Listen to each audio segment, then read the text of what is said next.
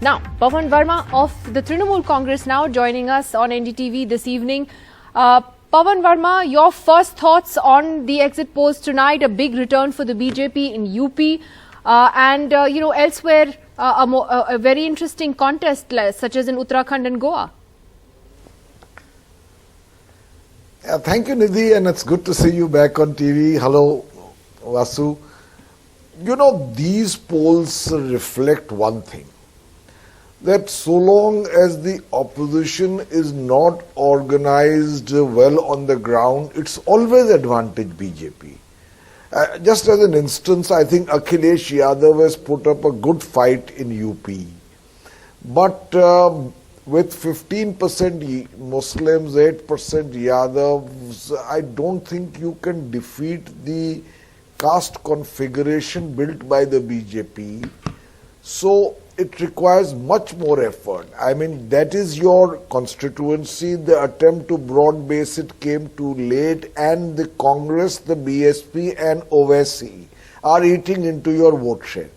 That's the broad picture. The BJP gets the forward caste, the Brahmins and the Rajputs, as a gift once the Yadavs come into the fray.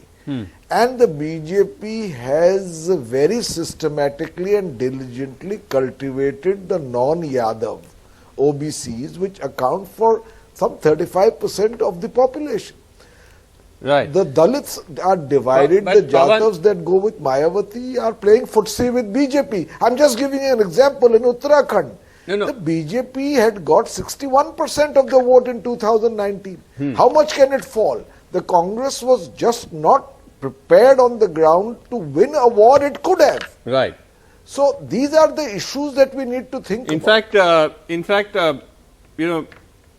has just tweeted, the India Today Access poll is giving a complete sweep to the BJP, 288 to 326. Wow. For the BJP alliance, and only 71 to 101 seats. So there's a massive landslide, crossing even last time if you go by the outer limit of that.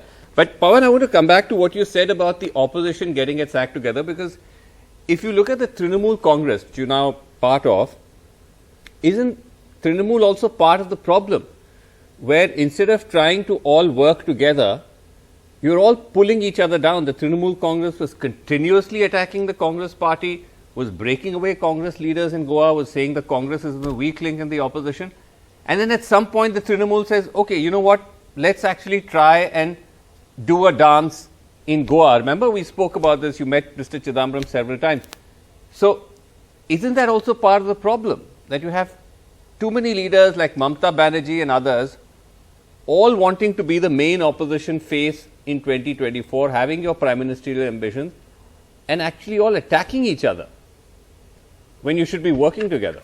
Well, it is a problem. It is a problem, and what you are seeing is an inevitable churn, because there is a void created, Vasu. The void has come with the relentless decline of the Congress party, which is the principal opposition party. Now, there will be a certain degree of friction and churn in terms of who and how and who all fill that void. So, it is a process. But ultimately, the opposition has to, on a more systemic basis, get its act on the ground. The Congress should be the leader in this. But if the Congress refuses to reinvent itself, then the results of UP are one example. The defeat from possible victory in Uttarakhand is another.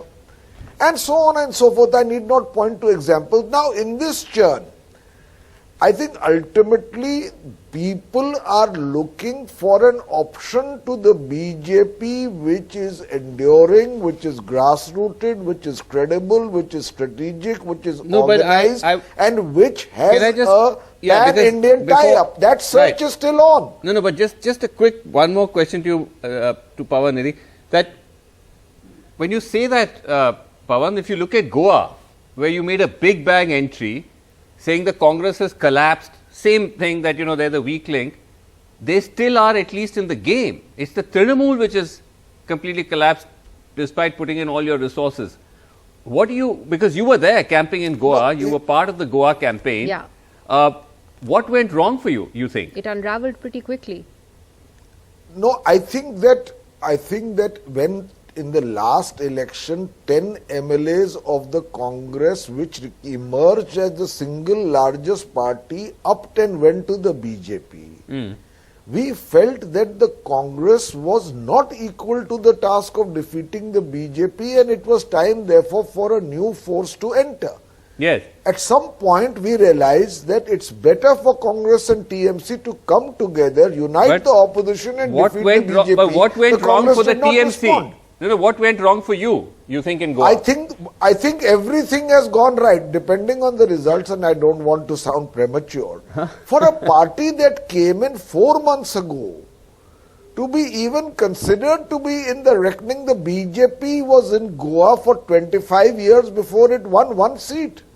If the TMC-NGP alliance anything between 2 to 5 seats, okay, all right. It would be, in my view, a very creditable beginning. Pavan Verma, just a quick last question, which is that in terms of what this means for an opposition alliance going ahead, will this strengthen voices to keep the Congress out of an anti-BJP front? There are leaders like Sharad Pawar and all who consistently maintain that you need the Congress in order to really take on the BJP. So, is the TMC going to push for that non-Congress front still?